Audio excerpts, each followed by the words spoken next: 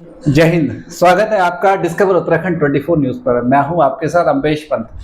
आज हम पहुंचे हैं देहरादून के सिद्धार्थ ग्रुप ऑफ इंस्टीट्यूशन में और मेरे साथ में सिद्धार्थ ग्रुप ऑफ इंस्टीट्यूशन के चेयरमैन दुर्गा प्रसाद वर्मा जी हैं।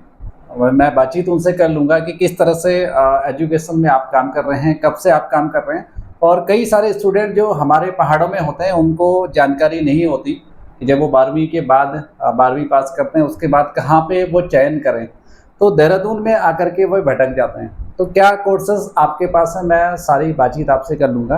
सर, सबसे पहले तो आपका बहुत बहुत स्वागत है हमारे साथ। धन्यवाद पवन जी। सर, अगर बात की जाए शिक्षा के क्षेत्र में, तो आप हमारे दर्शकों को बताएं, क्योंकि मेरा भी पहली बार यहाँ पे आना हो रहा है। सर, नाम मैंने सुना था लेकिन क्या क्या कोर्सेज यहाँ पे हैं, कहाँ पे कॉलेज है, ये मुझे भी मालूम नहीं था। तो आप हमारे दर्शकों को बताएं, खासतौर पर उन स्टूडेंट्स को बताएं जो 12th करने के बाद कहीं ना कहीं कन्फ्यूजन में होते हैं कि कहाँ पे वो जाएं, कहाँ पे चयन करें। तो आप हमारे दर्शकों को बताएं कि कब से आप एजुकेशन सेक्टर में काम कर रहे हैं, क्या क्या कोर्सेज आप स्टूडेंट्स के लिए अवेलेबल हैं आपके पास। पंजी, सिद्धार्थ ग्रुप ऑफ इंस्टीट्यूशन जो है 2003 से शिक्षा के क्षेत्र में काम कर रहा है जी। और 2003 में हम लोगों ने Siddharth institute of paramedical sciences से स्टार्ट किया था। उसके उपरांत 2005 में हम लोग सिद्धार्थ इंस्टीट्यूट ऑफ फार्मेसी का कोर्स हमने स्टार्ट किया। 2010 में हम लोगों ने फिर सिद्धार्थ लॉ कॉलेज स्टार्ट किया। 2010 में ही हम लोगों ने Shivalik institute of Ayurveda BMS college Chakrata road पे खोला और 2010 में ही saint Xavier school ICSC board को भी सिद्धार्थ ग्रुप ने खोला जी। उसके बाद 2016 में सिद्धार्थ नर्सिंग कॉलेज खोला गया और रिसेंटली अभी हमने एक और स्कूल एक्वायर किया है जिसका नाम है द हिमालयन पब्लिक स्कूल। तो इस प्रकार से सिद्धार्थ ग्रुप आज की डेट में 4 कॉलेजेस और 2 स्कूल का संचालन कर रहा है, जिसमें कि सिद्धार्थ लॉ कॉलेज में हम लोग जो बच्चे 12th करके निकलते हैं उनके लिए इंटीग्रेटेड हमारे पास BBA LLB ग्रेजुएशन कोर्स है और BBA LLB के साथ साथ BA LLB भी हमारा 5 ईयर इंटीग्रेटेड कोर्स है। और जो आफ्टर ग्रेजुएशन लॉ करना चाहते हैं उनके लिए LLB 3 ईयर कोर्स भी हमारे पास है। उसके बाद LLM भी हमारे पास, मास्टर्स भी 2 साल वाले बच्चे जो LLM करना चाहते हैं वो कोर्स भी हमारे पास है। और जो फार्मेसी में है, फार्मेसी में हमारे पास D pharma, B pharma, M pharma, M pharma में फार्मास्यूटिकल साइंस और फार्माकोलॉजी और फार्मा केमिस्ट्री, तो 3 हमारे पास मास्टर्स प्रोग्राम हैं और ग्रेजुएशन और डिप्लोमा हम लोग संचालित कर रहे हैं।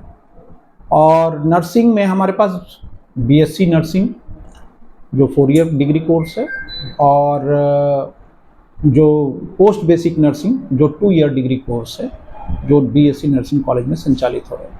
BMS में अभी हम सिर्फ सिंपल BMS करा रहे हैं। अभी हमारे पास मास्टर्स हमने इस साल हम प्रक्रिया में हैं और होप सो कि अगले साल हम लोग वहाँ पर मास्टर्स भी चलाएंगे।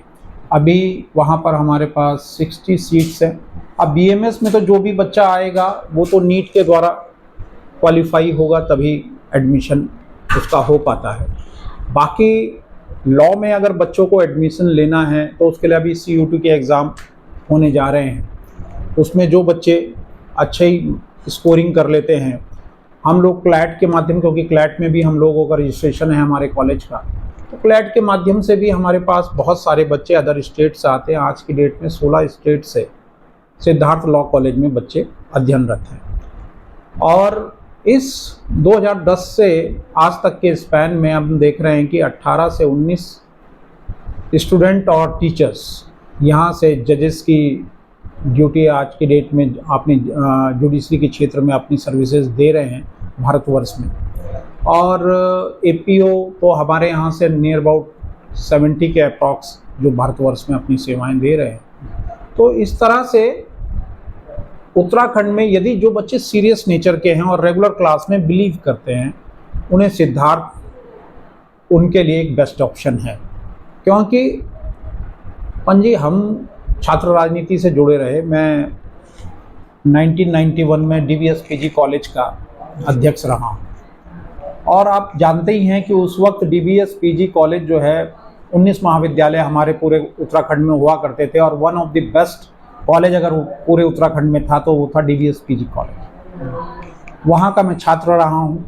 तो शिक्षा वहाँ पर अच्छे बच्चे हमेशा, उनको चॉइस अगर किसी को पढ़ने की होती थी तो वो डीबीएस कॉलेज सबसे पहले चुना जाता था।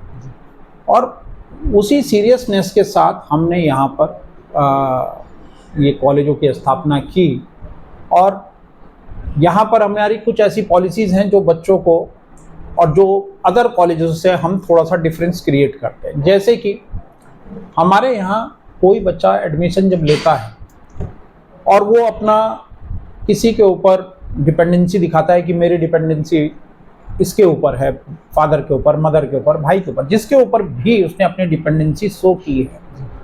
हम नहीं कहते भगवान ना करे किसी के भी जीवन में कोई दुखद घटना हो, लेकिन यदि उसके गार्जियन जो डिपेंडिंग जिस पे उसकी है, उसकी डेथ किसी भी वजह से हो जाती है, तो रिमेनिंग एजुकेशन सिद्धार्था उसकी फ्री कर देता है। वो बच्चा फ्री में अपनी एजुकेशन कंप्लीट करेगा। दूसरी बात, अगर हमारे यहाँ पर कोई बच्चा फेल हो जाता है, कंप्लीटली ईयर बैक आ जाती है उसकी, तो उससे किसी प्रकार की फीस नहीं ली जाती, उसको फ्री में पढ़ाया जाता है। वो इसलिए ये चीज़ें हम लोगों ने की हैं कि नकल को प्रमोशन नहीं देते हम लोग। हमारा सीधा सा कहना है कि बच्चे यदि अपनी मेहनत से पढ़ के पास होंगे तो वो जिसके पास नॉलेज होगी ना, वो किसी का मोहताज नहीं रह जाएगा। अगर आप सिर्फ डिग्री देने का काम करेंगे, किसी भी तरह बच्चों को नकल कराओ, उनको जो कर रहे हैं करने दो, वो पास तो हो जाएंगे, डिग्री तो ले लेंगे, लेकिन उनके पास नॉलेज नहीं होगी। वो कल को डिग्रियां लेके घूमेंगे, उन्हें कोई भी अच्छी जगह पर उनको प्लेसमेंट नहीं होगी, अच्छी जगह जॉब नहीं मिलेगी।